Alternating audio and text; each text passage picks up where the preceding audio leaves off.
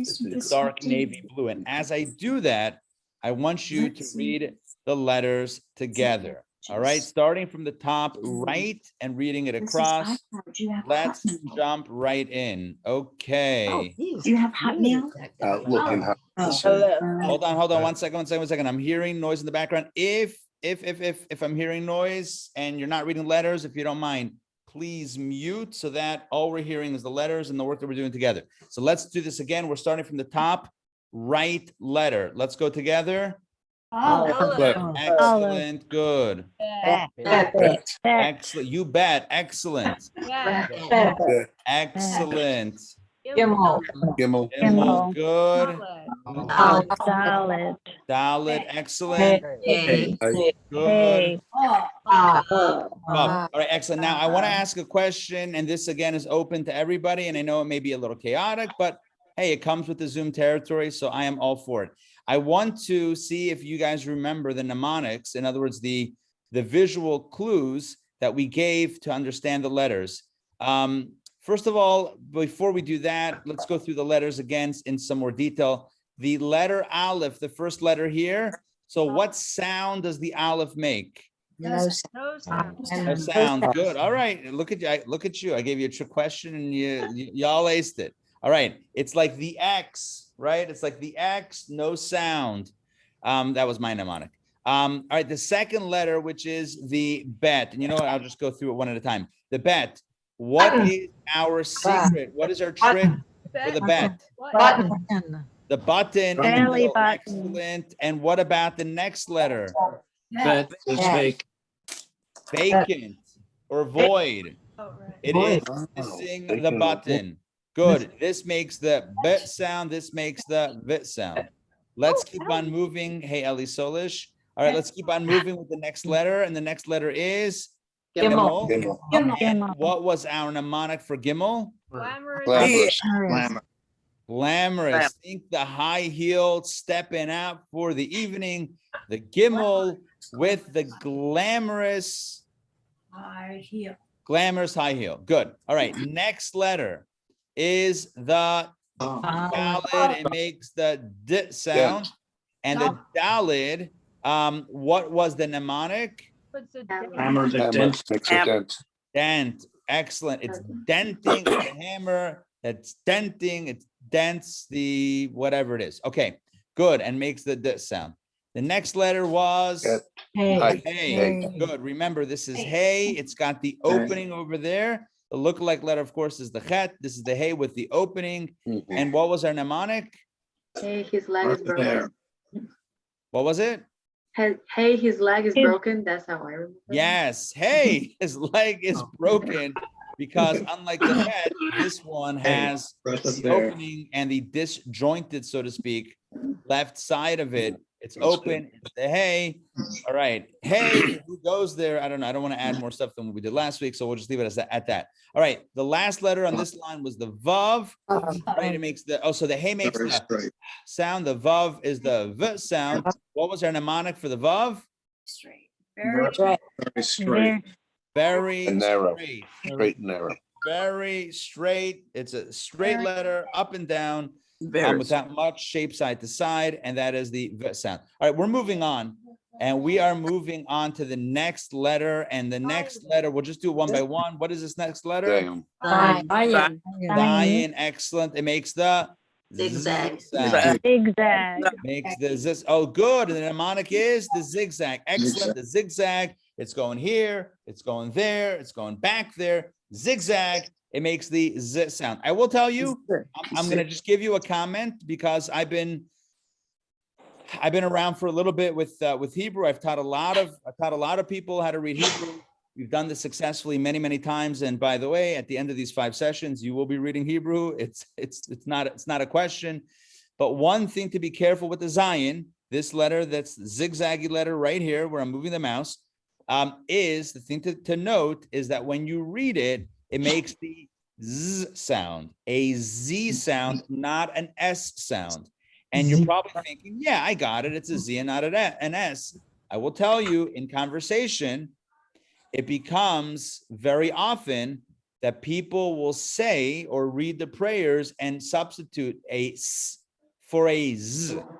So again, you'll hear it, when you're davening, when you're praying, when you're in synagogue or hearing blessings or whatever it is, hearing Hebrew, sometimes you'll hear it's easy to substitute accidentally an s sound, like an S sound for a Z sound.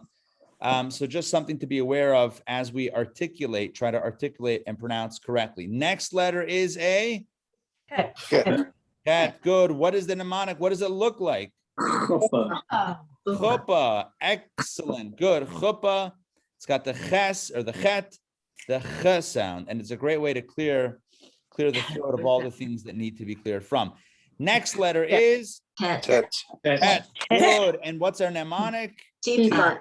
Good. I'm a little teapot, short and stout, right? It's got the handle and the spout. It's got the handle on the right side, spout on the left side. What could possibly go wrong? Oh, it also has very significantly a tear in the top. I want you to remember that also.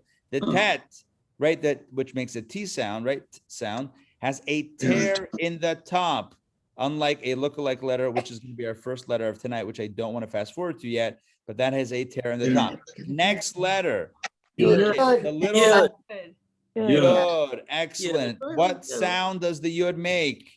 No Yeah. sound. Yeah. Makes a Y sound. Yeah. And what's our mnemonic? Yid, right? The yid. Small relative to population, not if relative to number of Nobel prizes and other things like that, but relative to population, the yid is small. All right, next is the letter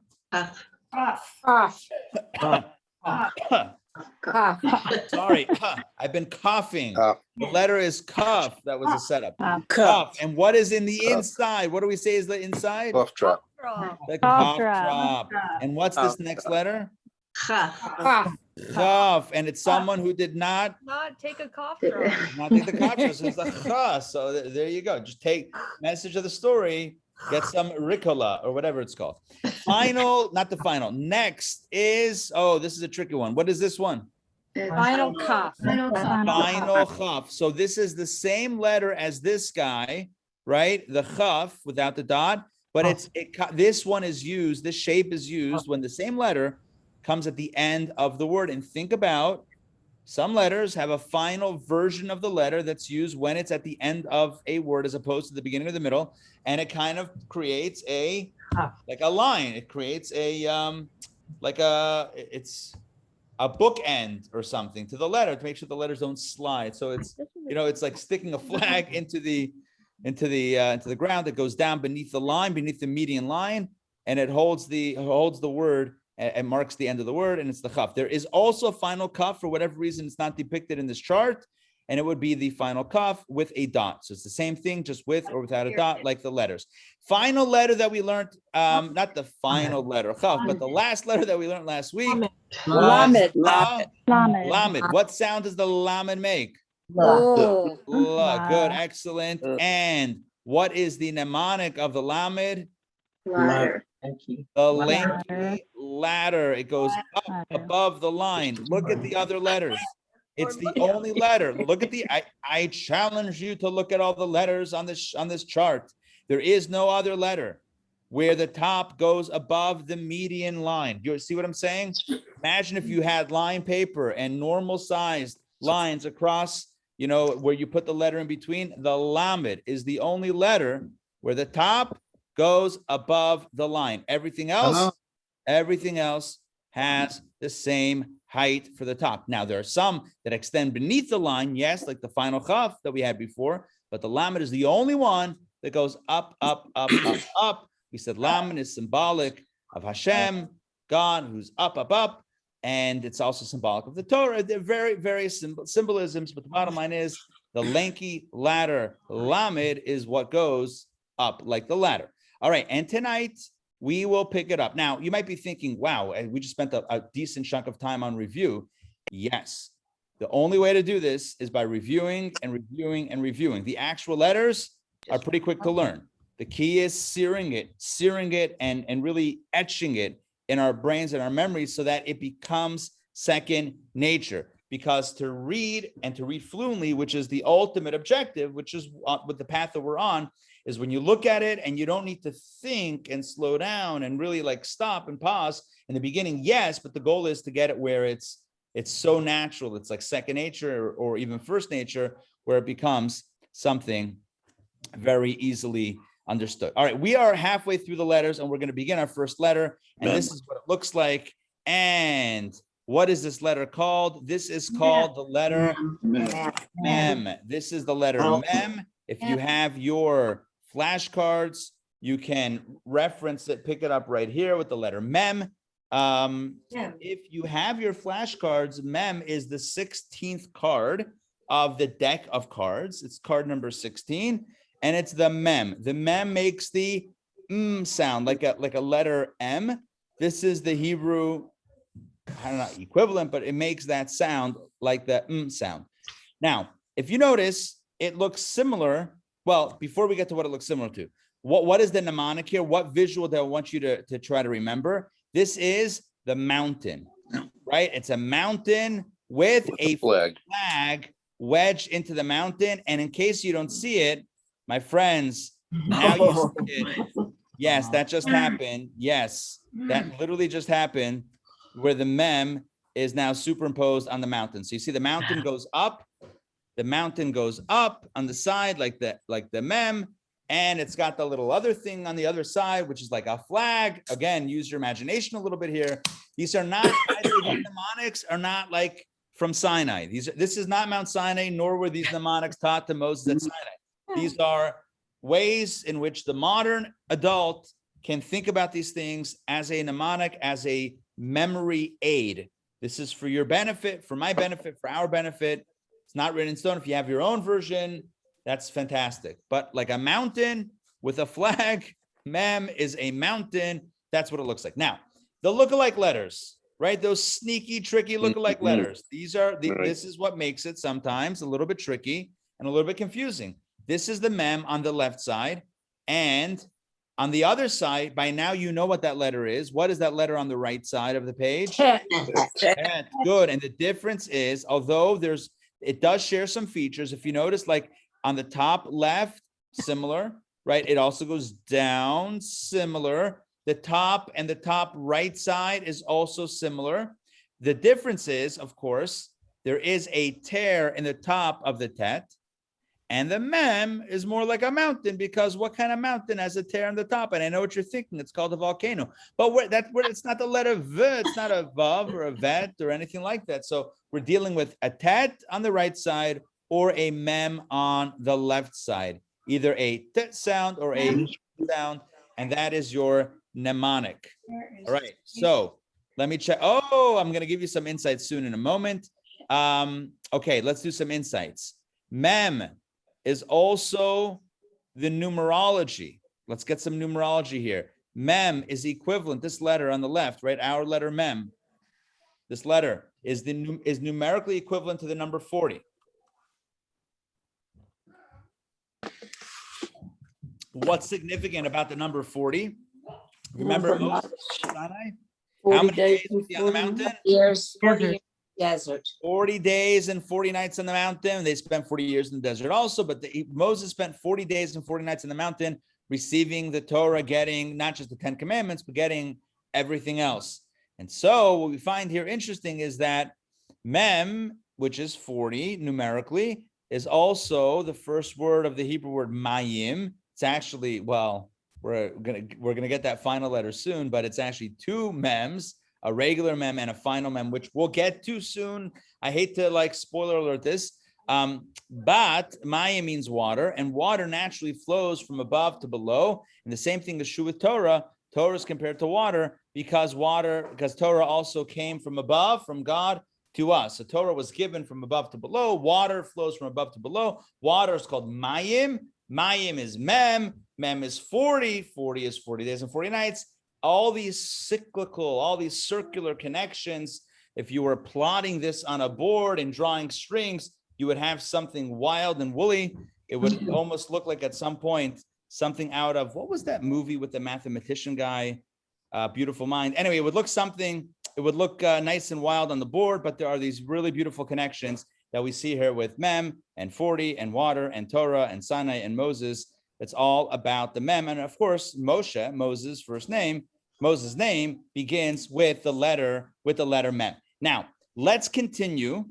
We're learning more. We're advancing.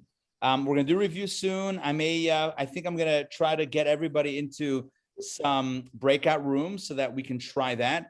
But we have still more to study before we do review. So now this letter, if you noticed it before with Mayim on the top left side, there was a Mem, a Yud, which we've learned already, and then another letter, which is like a square. What is that letter?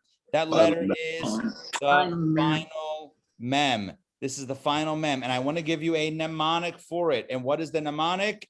Imagine you're looking down.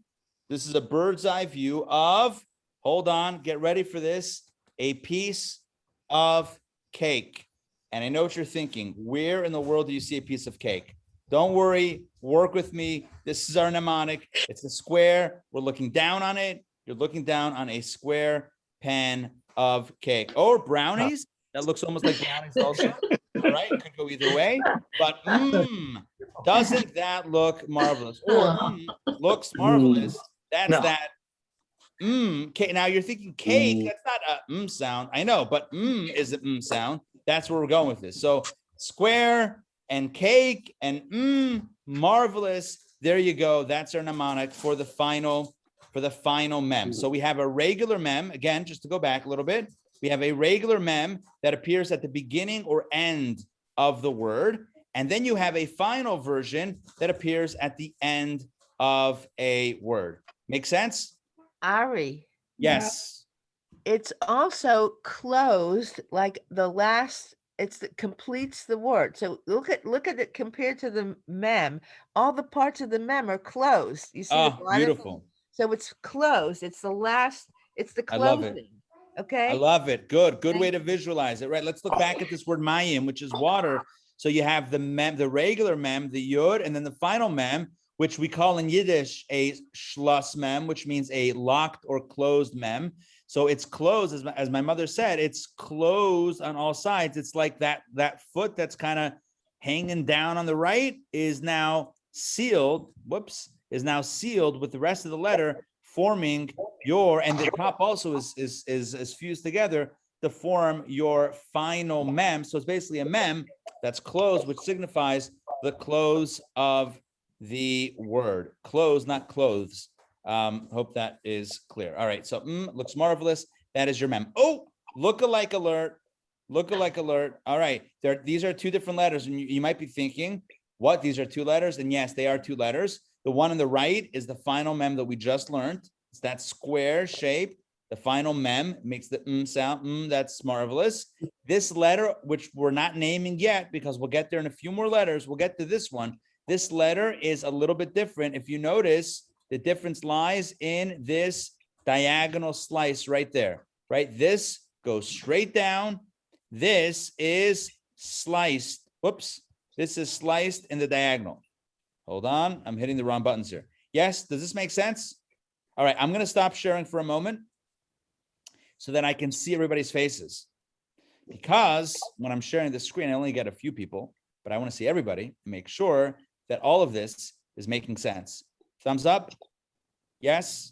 Yes. Again, if you have the cards, if you have the app, if you ever need a reminder, it's but a quick look at the cards or a quick press of the button on the app to get your letters and reminders. The main thing is to associate the shapes with the name of the letter as well as the sound, the core consonant sound that it makes. All right, back inside. Let's jump right back in. I'm going to share my screen. We have more letters to cover, and boy, are they fabulous. Okay, here we go. All right, next letter. Next letter is the letter Nun. This is pronounced Nun, not none, right? None is something else. This is not none, it is Nun. That's how we pronounce it, Nun. Not noon, like N-O-O-N, that's something else, or N-U-N-E. It's not noon, it's Nun. Nun. Nun. Nun. Right? Like nun. What is nun? All right, whatever. It is what it is. It's nun. Now, what's the mnemonic with nun? What's our mnemonic? So nun, unlike the gimel is a lookalike letter. It looks very similar. The nun has no heel. The nun has no nada, nothing, nun, no heel. Right? Unlike the gimel. So on the right side, we learned gimel last week. We reviewed it already today. The gimel and the nun are very similar, right? Look at the top. It's the same. Look at the right side, pretty much the same, except it's split. With the gimel, it's split. And with the nun, it kind of just coalesces and has that nice little shape to it. The gimel has the high heel. It's got those heels. I know, what's that company? Jimmy Choo. Yeah, Jimmy Choo is coming out with nun shoes this year, following this shape. It's got an ankle thing around the side, and boom, those are the heels. Little platform action going on over there. That was a joke. We're moving on. So the gimel has the heel to it, right? The gimel has the high heel. It is glam gimel. And the nun doesn't. The nun has no heel. Nun, no heel. It's the flats. So we have the glamorous gimel and the nun, no heel, nothing, nun. Oh, by the way, if you want to think about this, in Hanukkah dreidel terminology, I don't want to confuse anything. The last thing I want to do is confuse everybody, but I have to say this. If you're spinning the dreidel, there are 4 letters on your Hanukkah little dreidel top situation. If you land on gimel, you get the gold. You get everything. You get the gelt. Even better than gold. You get the gelt. Maybe not, but all right. You get the gelt if you land on gimel. And land on nun, you get nothing. Nada. Nothing. No heel. Not even any chocolate gelt either. You get nothing if you land on the nun. Now, you don't lose either. Nothing happens, but that might be another point of reference. My point is, it's all about searing it in your minds, in your memory, in your habit to visualize it and to know it. So when you come to these letters in a prayer book, you know, gimel, nun, ge, ne, done. You got it. All right. Make sense? Yes? All right, let's move on. We're moving on now. Oh, look at this. One more thing before we move on, actually. Nun, another feature of the letter nun is that it is a narrow letter. Most letters take up the same height and the same width. We spoke about height before, letters below and above the line, but we haven't yet spoken about width, although we had the vav and the zayin, which are skinny, but we're going to use the skinniness of a letter here with the nun. The nun is narrow. It is more slender than the average letter. Look at on the left side. I'm sorry. You know what? I'm not going to tell you what these letters are. What is this letter where my mouse is circling? What's that letter? Bet. Look at how wide the bet is. That's a full-size letter, right? That's a nice size boat bet right there with the dot, right? With the button. That's which letter is this next to it as a review? Bet. Excellent. And beneath it is the rounded without the boat bottom. What's the rounded one called with the dot? Kaf. And without the dot is Chaf. Good, excellent. So those all 4 of these letters, these are just illustrations and review techniques. So these are all letters that have a similar width, like a full. It's kind of like if you were to connect all the lines, it would make a square pretty much. The nun is different. The nun is the average height, but it is less of the width of a typical letter. Hence, we can say that the nun is narrow. The nun is a bit narrower than other letters. Okay, moving on to the next letter. This is actually a variation of the nun that we just learned. When a nun, which we're looking at on the right side here, above the word narrow, right? That's the nun. When a nun appears at the end of a word, it also has a final version to it, the final nun, and this is what it looks like. And if you want to compare, I'm sorry for going back and forth, but I want to go back one more time over here. The nun, it has the same top, right? The same down, but instead of curling up, it goes straight down beneath the line for the final version of the letter. I hope what I'm saying makes sense, right? It has the top, it goes down. Instead of curving back out to the left, it goes straight down. Again, like the final chaf that we said before, it's like the the pin.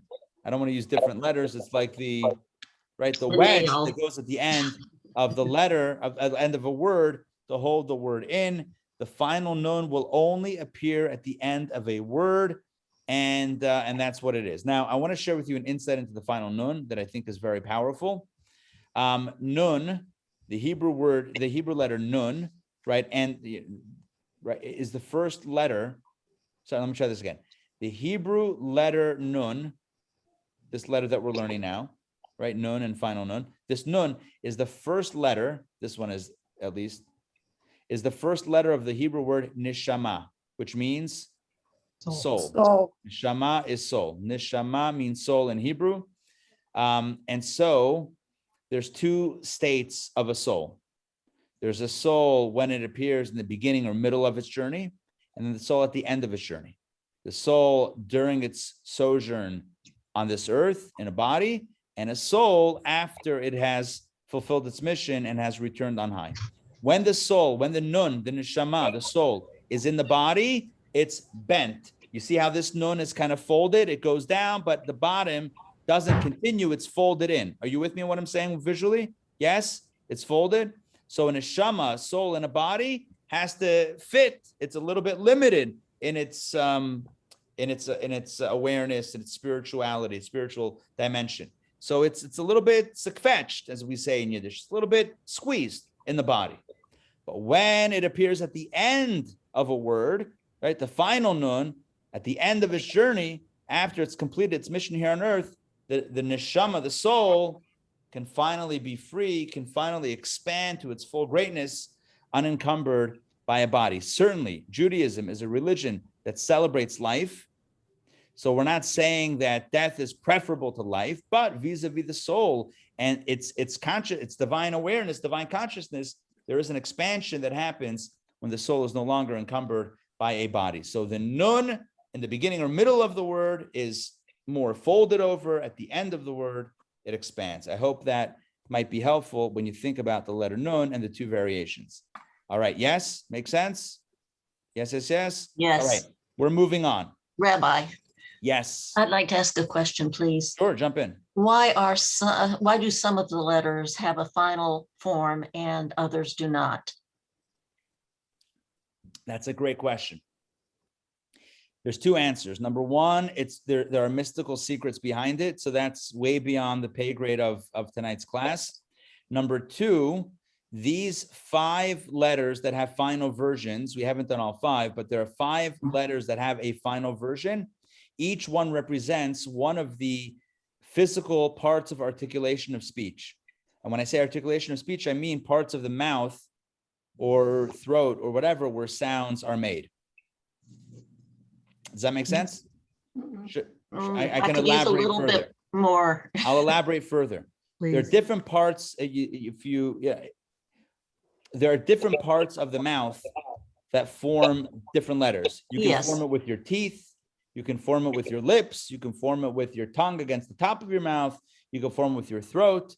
So the point is that there are different ways in which you make sounds. There are 5 motzaot hapeh, 5 different places where sounds come out, 5 general pathways where sounds come out of the mouth. And each one is represented by one letter that has a final version of it. So there's mem, nun, tzadik, pei, and chaf. So again, you're asking a very good question. There's one answer that there are mystical secrets behind it. Another answer is simply one letter from each type of articulation, like ma, or ha, or na, or cha, right? And or tza, different parts where the tongue hits the mouth, the lips, the top of the mouth, whatever. One is represented by one. There's a final version of one representative from each of these 5 places where language is articulated. That's the short answer. Anything beyond that is going to take us too far off. Okay, thank you. No, it's a good question. Thank you for bringing it up. Okay, next, let's continue. I already went through that. Neshama, soul, folded and open. Okay, next letter. Next letter is, this is very similar to another letter we had before the final mem, but it's not. This is the samech.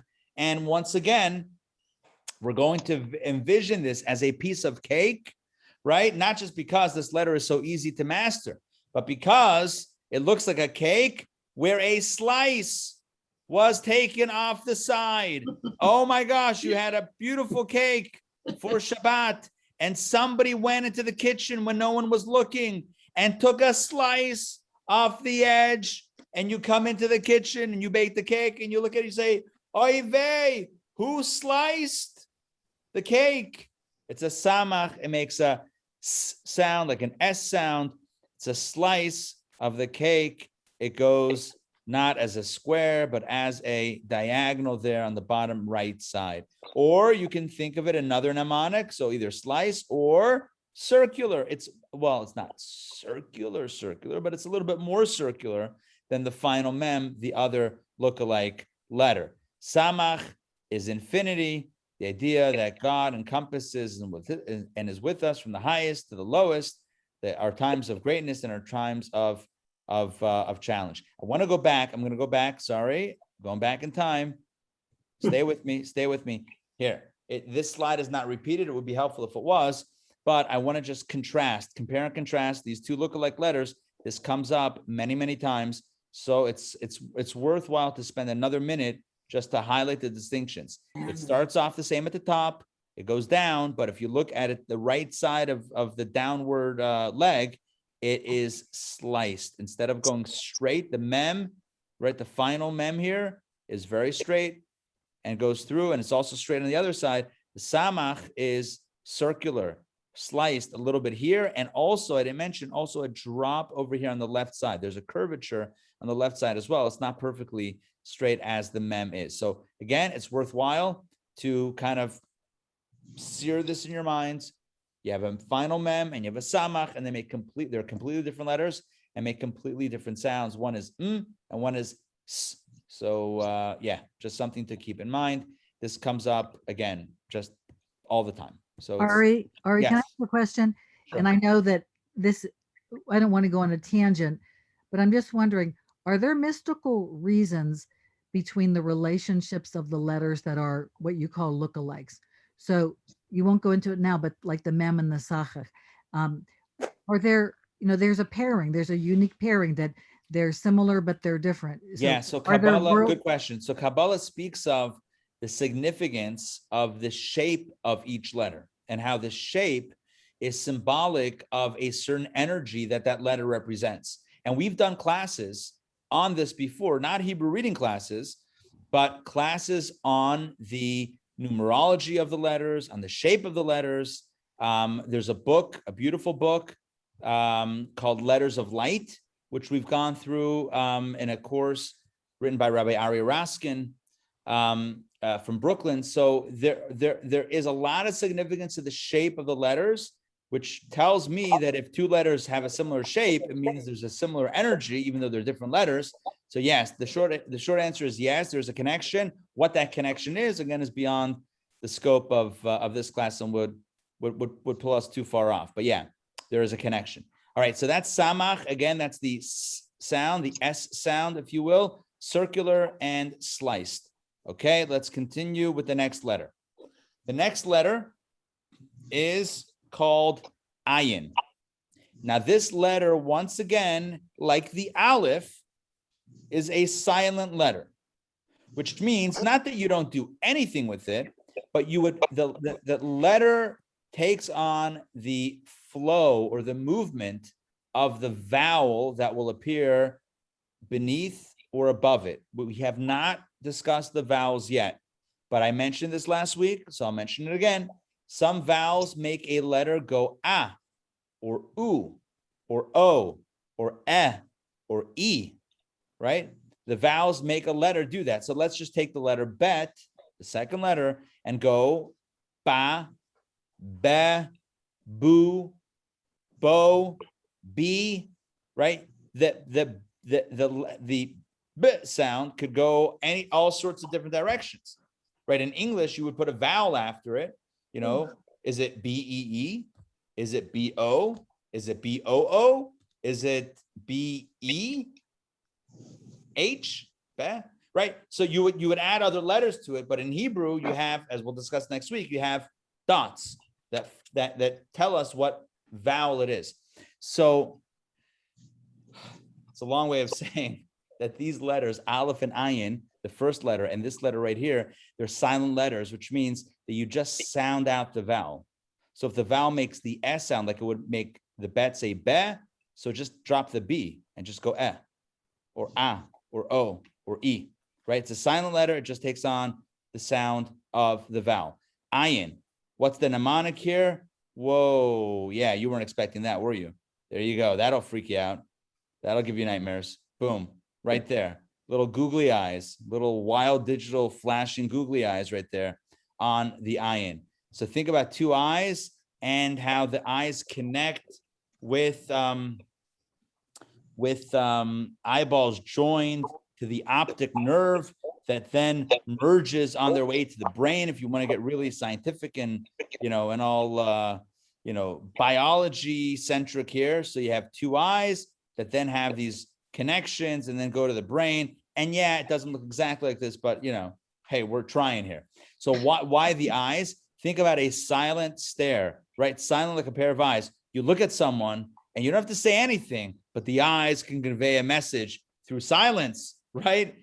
Eyes are powerful, a powerful conveyor of message without saying a word. So the ayin, yes, it will make a sound with a vowel, but on its own, like a pair of eyes, it is silent. And I am going to keep up our creepy ayin for as long as possible. Oh, also, whoa, one more thing, which is really important.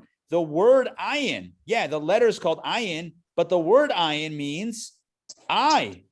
That's it. Boom. There you go. It actually literally means I, not I, like the letter I, but EYE, like these eyes right here. Okay, that's your ayin. That's your classic ayin. Be aware, there is a lookalike letter. Ayin is on the right. There's another letter on the left. Yes, we haven't talked about this one yet.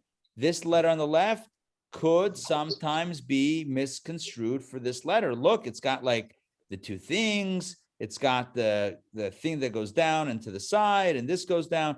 But if you look closely, you'll see that they are different. They're very different, although similar, but they're certainly different letters.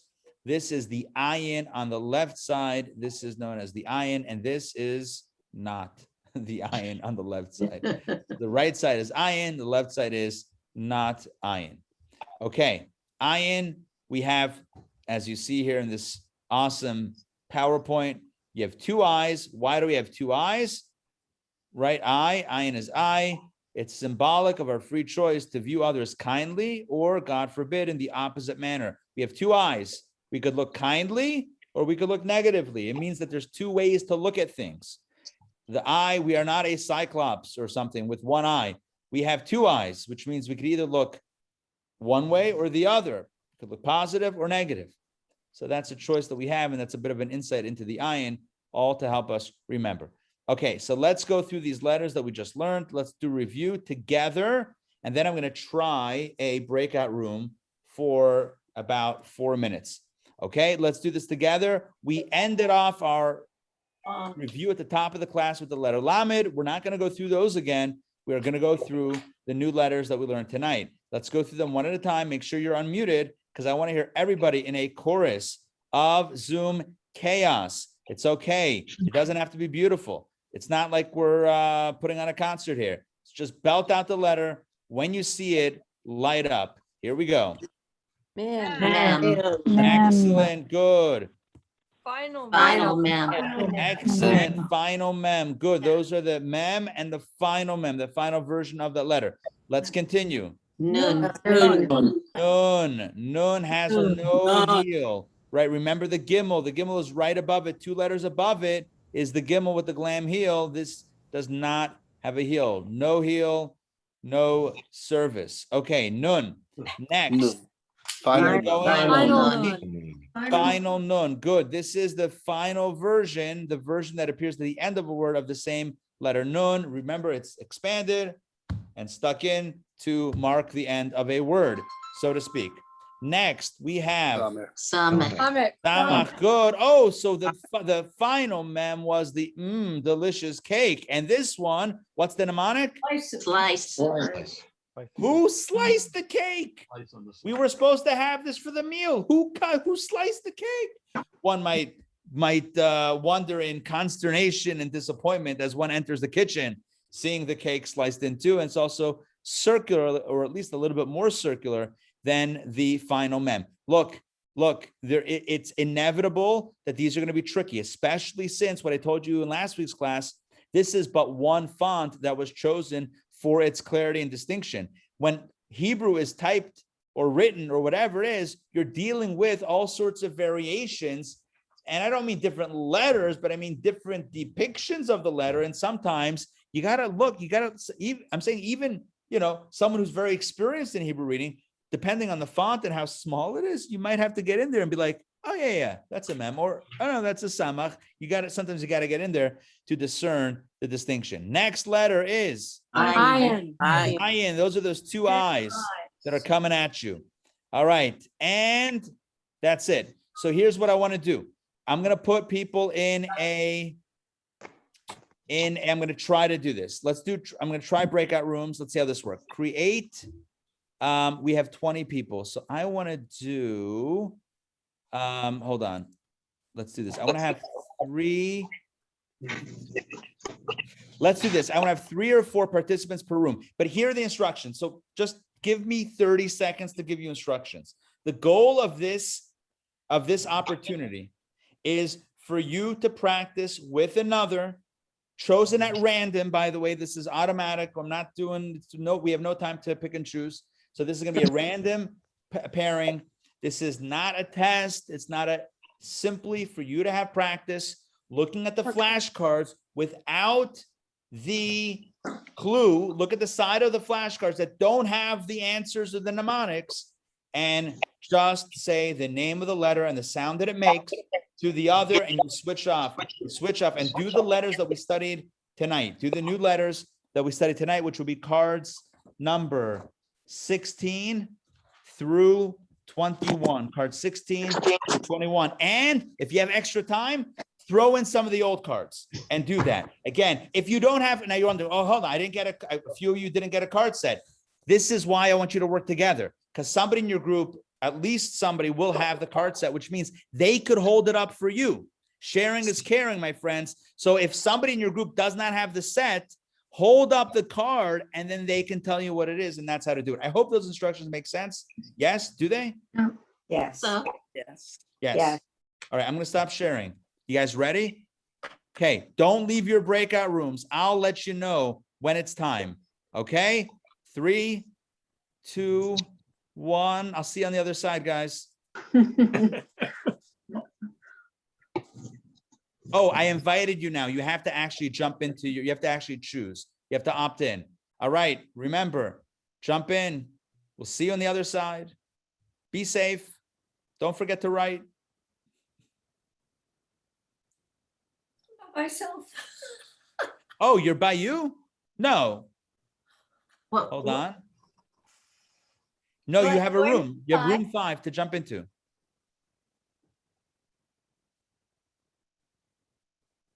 And Dana, you want to jump into a room? There you go.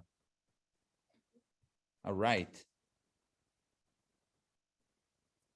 Fantastic.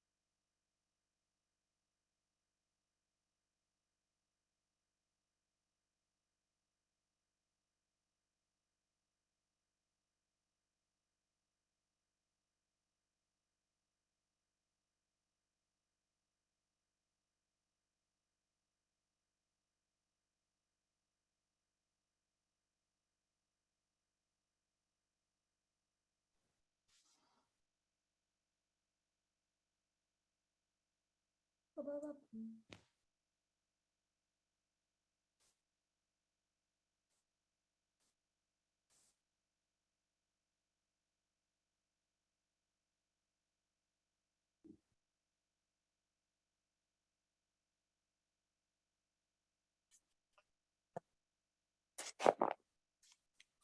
right, we are getting back in the swing of things.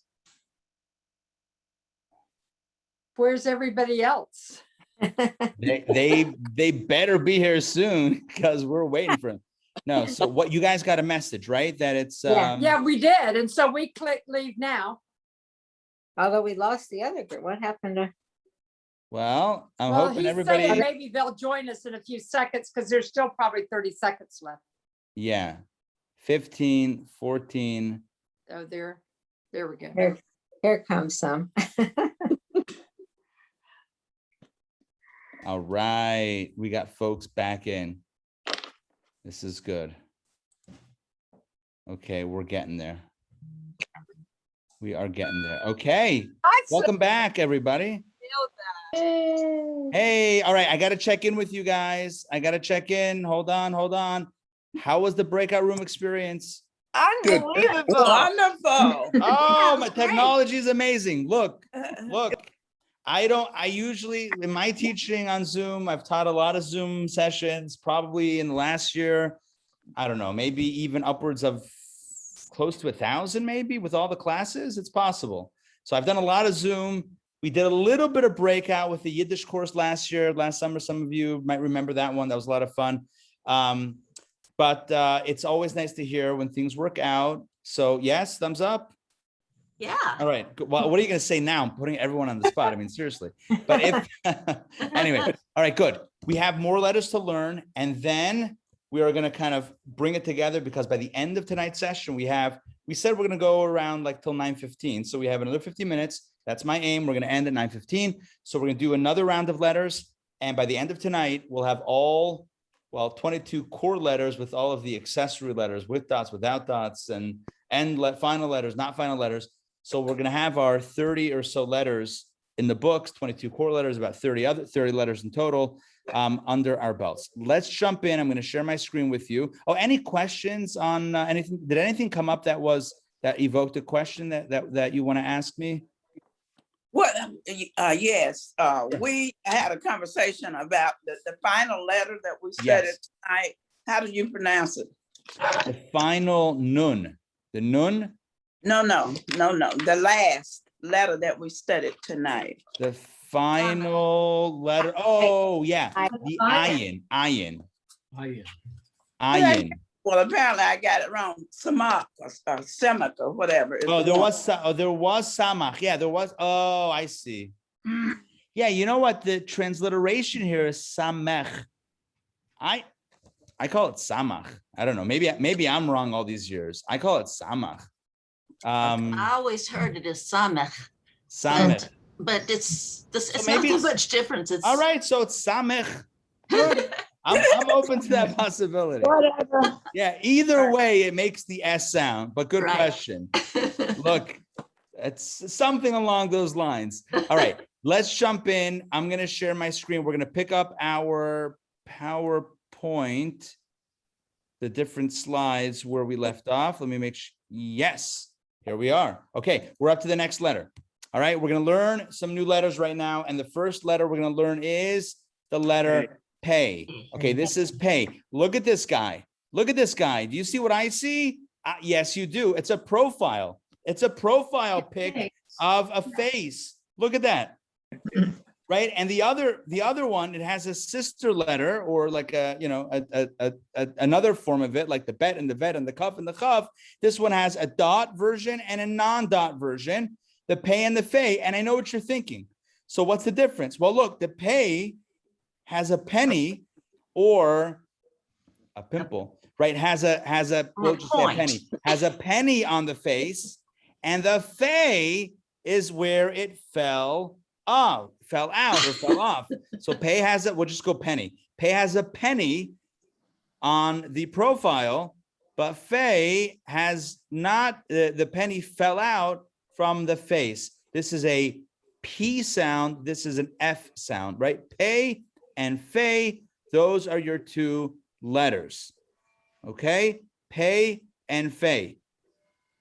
So what is the symbolism here? There's a symbolism where it represents an open mouth, right? Look at these letters. Look at the Pei or the Fei. It's got like, okay, look at the Fei. It's easier to figure. It's like an open mouth. It's open with a little letter Yud, an inverted Yud in the middle. And that means our mouths should always be open to speaking about holy things and spiritual things and godly things. That is what we should be using our speech for. So we have the kaf, which is like the open mouth, and inside is the Yud, which is symbolic, the first letter of God's name. So it is the idea of be speaking divine things. So, all right, that's a little bit of a deeper insight. But as far as mnemonics, we talked about penny, and the penny fell out. Look at that. Look at that beautiful, just incredible animation right there. I mean, this is like top level. This is like Pixar, Disney level animation. Boom, the penny falls right out. Pei and Fei. Next, we have a third version. If you thought 2 is, yeah, this is like an infomercial. How many versions will you get with this letter? Not 1, right? Not 2, but 3 versions for the low, low price of the letter Pei, Fei, and final Fei. This is the final version of this guy on the left. The Fei, the final version, again, this one is where you take the curved part, swing it down, stab it in the end of a word. There you go. There's your final Fei. There is no final Pei. If you're wondering, there is no final version of Pei. You only have a final version of the Fei, and it makes the same like F sound, the final Fei at the end of a word. And how do you know that they're all part of the same letter, Pei, Fei, and final Fei? Because they all have the same nose. Notice that? They all have the same nose. And you know what they say about that, right? About families that have, you can tell by the nose, noses run in the family. That's what they say. Noses run in. All right, that's a joke, by the way. Everybody with me on the jokes? All right. Yeah. Listen, I hope. Look, it's hard. It's hard when I'm sharing a screen, etc. That I, know that everyone's on the same page here. But this is all right. A little humor. I don't know if you call that humor, but nonetheless. So we have a Pei, a Fei, and a final Fei. Let's continue. Let's continue inside, or at least on the screen, as we go through some more letters. And we are going through now the letter tzadik. Now, this was a lookalike letter. This was one of those letters that we said looked very much like the letter ayin. Ayin. Recall. But this is not an ayin. It's a tzadik, and it's twisted. It's twisted. Work with me here. The sound it makes is tss. So it's twisted like a pretzel, twisted like I'm trying here, like a pretzel. That is the sound that it makes. That's tzadik, like TZ or TS. Okay, and oh yeah, it looks exactly like a pretzel. What were we thinking? How do we not see that from the beginning? I mean, that's obviously straight up a super pretzel, hot pretzel at the ball game. That's exactly what that is. Okay, there's also a final version of the tzadik. Yes, there is a final version, and this is what it looks like. Boom, right there. Right there. That is the final. Yes, that is a final tzadik. Okay, and if you're thinking, what's the connection? Do they look even shape? Are they shaped the same? Kind of, sort of. I'm going to go back and forth a little bit, so don't get too dizzy here with me. But look at the tzadik. Okay, so you have the two guys at the top, right? The boom, boom at the top, and then it goes down and then swings back down. So the final version, you got the two things at the top, they kind of meet and they point down. All right, it's kind of sort of. This is the final tzadik. And one thing that you should note, if you want to see the mnemonic with the tzadik, is let me share an insight. Tzadik means righteous, the righteous person, the righteous one. And if you look at the tzadik, I'm going to move my mouse.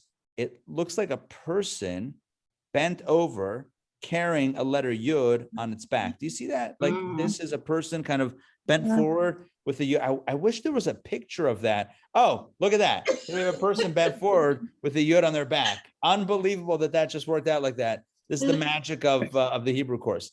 So a tzadik is someone who is bent, who is kind of what's the word I'm looking for? Surrenders oneself. That's a posture perhaps of surrender to yud, again, first letter of God's name, to a higher authority, to something beyond oneself. And that is the definition of a tzadik, a righteous person, someone who submits to a higher authority. That's also the definition, apparently, according to the ads, of Hebrew national hot dogs. But that's another story. So we had pretzels, we have hot dogs, and we have just ballpark food right here. That is the letter tzadik. And again, final tzadik, 2 versions, makes the sound TZ or TS. Okay, next. All right, we did that. Next letter is. Wait, Kuf. can I ask a question? Yeah, sure. Jump in. Hold on, we have a question. Yeah, jump in. How do you tell the difference between the tzadik and the ayin? Like Excellent. Good. Perfect. Yeah, together? Let's go back. Because we had a slide. Yeah, it would be good if the lookalike slides repeated themselves, but whatever. Here we go. So the ayin and the tzadik. Good. The ayin is on the right side. We said those were the 2 eyes. We even had googly eyes for the illustration. Right. The tzadik is the guy bent forward with the yod on its back. So the difference here is, if you look, it's just a bit of a different shape. Like, look at the right side. It kind of goes down and then hooks up with this guy on the left side that is bent over. Whereas in this one, it's the right side that's kind of lounging and the left side is attaching to it. So I don't know of any other more sophisticated way to explain the distinction other than here they are. This is an ayin, this is a tzadik. One is ayin, eyes. Rabbi. That sort of thing, silent letter. The tzadik is, we said, twisted like a pretzel. It's a little bit, I guess the ayin is less twisted. The tzadik is a little bit folded over. Yeah. I'm sorry, I don't mean to interrupt. I always think of the ayin when I look at it as a Y. So I think of it kind of as a Y-in. Oh, okay. All right. It looks a little like a Y, I hear that. Yeah. That helps me remember, see it's the a difference. silent letter, so I don't want that to be confusing. But yeah, I see what you mean. Yeah. And the tzadik is a little bit more twisted, like a pretzel. Yes. Okay, thank you. And can the letter tzadik in a piece of prose be used to stand alone for a tzadik, or does the word tzadik have to be spelled out? Usually you'll spell it out. Yeah, usually it'll be spelled out when it's referring to the word. Yeah, good question. Okay, all right, let's continue. Let's continue with the next letter. Okay, the next letter is another letter where the leg extends beneath the line. So when you see, letters kind of, normal, not normal, but median sized letters, this letter, the letter goes beneath, and it's not a final letter, it's just the letter. It's the letter kuf. Letter kuf is a letter that makes the sound like the kaf. So it makes a similar sound, but it's a different letter kuf. And it looks, perhaps, the mnemonic is like an elderly, curved person, an old person who is curved and carrying a cane. I don't know how I feel about that mnemonic on a few levels, but nonetheless, this is the one that we have on the cards, and this is the method that we have as before us. So we have a person who is curved and carrying a cane. It's the kuf, and again, that's what the letter looks like without the superimposed picture. And maybe you can picture that, maybe you can remember that, maybe that helps. A cane, person bent over and holding a cane. Okay, so that is the letter kuf, and kuf also is the first word of kedusha, which is holiness. And the idea of holiness is that holiness is not just about, very lofty things, but like the kuf, where the leg goes down, it's all about actually extending beyond ourselves to do something in the world that is good. So again, holiness is not meant to be abstract, but to permeate the most mundane elements of our lives. In other words, go beneath the line into the real world, into action, into practice, into real time stuff. So if it means inviting over someone for Shabbat dinner, obviously safety, pandemic, etc. But, to invite someone over, hospitality, a good word, a good wish, charity, etc. It's about extending beyond ourselves to help someone and not remaining in theory lofty, but also practically in this world, below the line in the practical world. Okay, next. The next letter we're going to cover is the letter known as resh. This is the resh, and it makes a r sound, like an R. I don't know what sound I just made, but it makes the R sound, r, right? It could be ra, ro, re, ru. I sound like Scooby-Doo. But right, ra, ro, re, ru, re. Those are all the versions of this resh, depending on the vowels, which we'll speak about next week.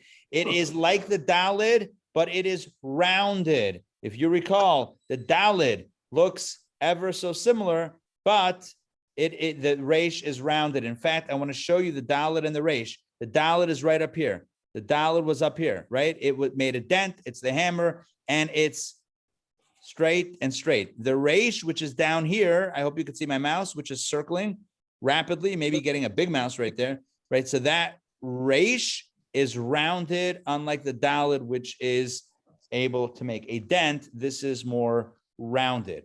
Okay, good. So let's do the letters together. They're going to show up as red or maroon or whatever color that is. We're going to read them together. Unmute yourselves. Let's jump in all together now. Fourth line, first letter on the right side. Hey. Good. It makes the P sound, pay. Next. Hey. Excellent. That's the fay. Next. Final. Fay. Remember, you can tell that these three letters are in the same family, right? With the same profile, same family, because they have the same nose. I'm calling it nose because like profile. So you have the profile, we have the face, you have the penny, no penny, and then you have the final version of it. Okay. Next. What letter?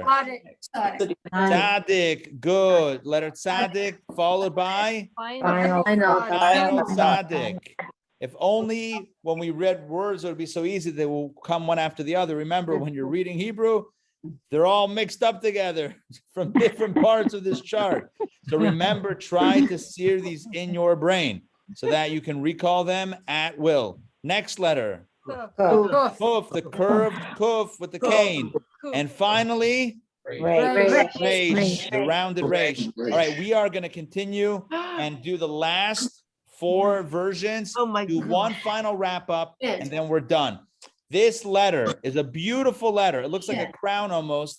This letter is called the shin. It makes the SH sound. It makes the sh sound.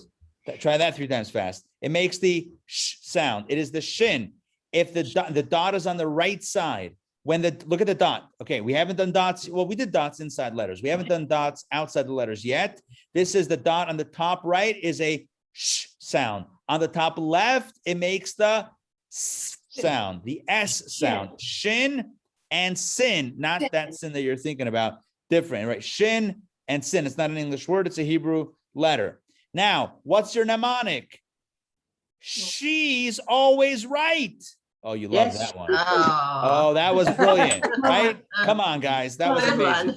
On the right, she's always right, right? And what about the left? It's no sin to be a lefty. Oh, yeah, which is true. My sister's a lefty, and it's certainly no sin to be a lefty. So she's always right. It's no sin to be a lefty. Unlike back in the day where they try to make everybody righties, it's no sin to be a lefty. Sh and s are the sounds that it makes. Final 2 letters. This is it. Final 2 versions. We have the tough. Once again, it makes the T sound, like the tet, right? It makes the T sound, tough. It has the dot in the middle, and then you have the suf that without the dot. You got 3 S's. Look at them. Their toes are sticking out. Look at this guy. The toe of the tough is sticking out. And the suf, well, yeah, it's also, but makes the S sound still. It still makes the S sound despite the toe. It doesn't have the dot, therefore it doesn't count to make that sound, I guess. So Tav makes the T sound, Saf makes the S sound, T or S, right? S, T or S, right? Those are the two sounds it makes. I guess maybe this toe is sticking out.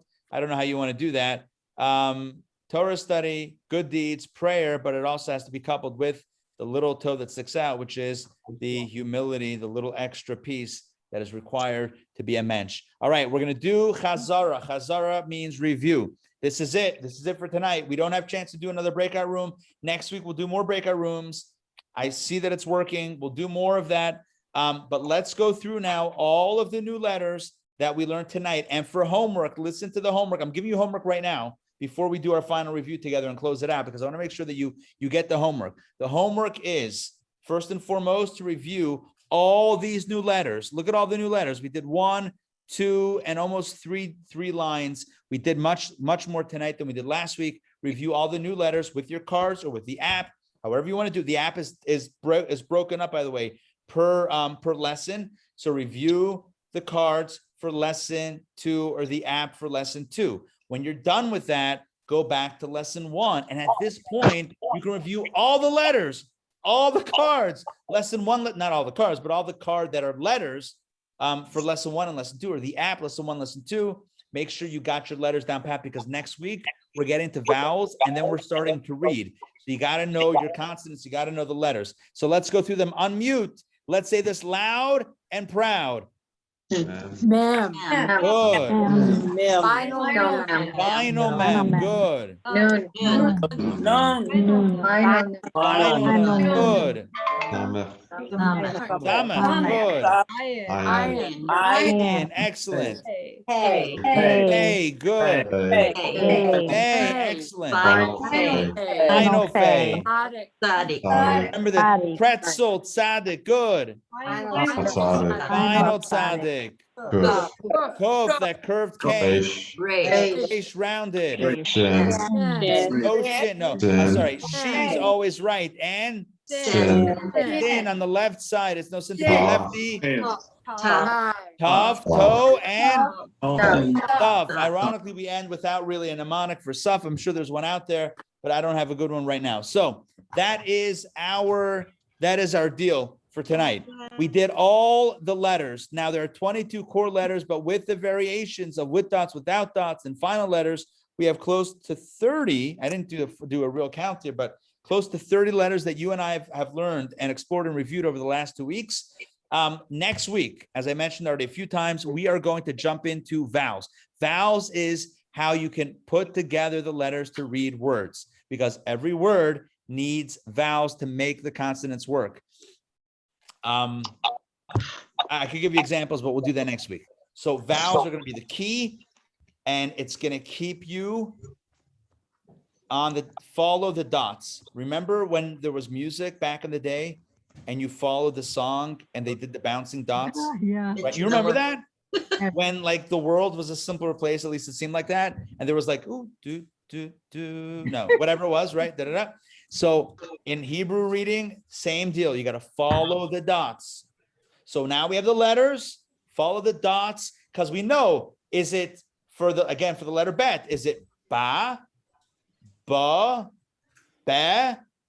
be, bo, boo? What do you do with the b sound, with the b sound? What do you do? How do you throw that letter? How do you throw the sound? Right? So that's next week. We learn the vowels and the dots and the lines and all the magical stuff that comes with it. In Kabbalah, we know that the letters are holy and also the vowels are holy. So join me next week as we explore the vowels. The vowels also have numerology. The vowels are wild. We call them nikudot. Nikudot are vowels. Lesson 3 coming up next week. Same bat time, same bat channel. I look forward to seeing everybody then. Don't forget, review, review, review. That is the key to success. At least 10 minutes a day. Shuffle your cards of the letters. Shuffle your app. There's a little thing where you can shuffle the order of the letters. Review it, review it, review it. If you did not get your cards, I hopefully sent you a tracking number already. If not, let me know and we'll track it together. And we got to solve this because honestly, stuff was sent out last week. So hopefully in the next few days you will get it. If not, we'll send you a new one. All right. See you then. Stay safe, stay healthy, and check the website, intownjewishacademy.org for more stuff, because we got a lot of stuff that we just released. All right. Have a good night. Thank you. We'll see guys Thank you soon. so Take care, much. everybody. Thank you. Hello. Take care, everybody. Bye. Bye-bye.